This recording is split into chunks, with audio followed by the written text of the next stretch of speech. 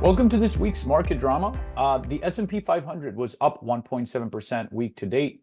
It is now up 6.7% year to date. NASDAQ is up close to the same year to date, 6.6%. And we hit all-time highs this past week. So the question is, what drove the action?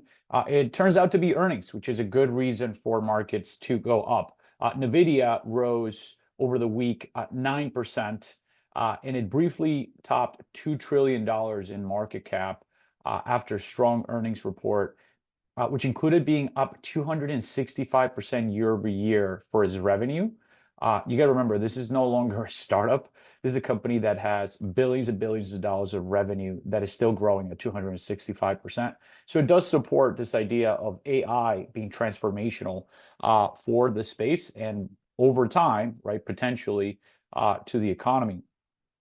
Separate from technology, though, retailers were also up this past week. The S&P retail sector gained 1.8% on Friday alone. This is after Walmart reported stronger than expected results, right? And Walmart basically represents the overall economy and that pulse on the consumer. So that's important, meaning we are hitting all-time highs, but it's driven by earnings.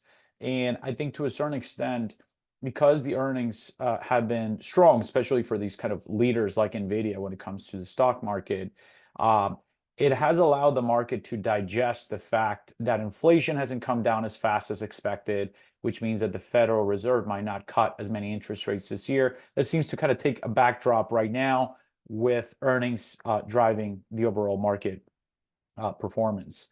The other thing we're mentioning is that the market returns over the last month have been more balanced with energy, communication services, consumer discretionary, industrials, and financials representing the top 5 performing sectors, rather than it just being technology driving the overall market gains. That is it for this week. Next week, we have PCE inflation, as well as ISM manufacturing PMI. PCE inflation data, as always, important. This is a metric that the Fed looks at very closely as it gives you kind of a broad picture of inflation. ISM manufacturing PMI will give us kind of like a real-time or as close to real-time data on how the manufacturing industry is faring.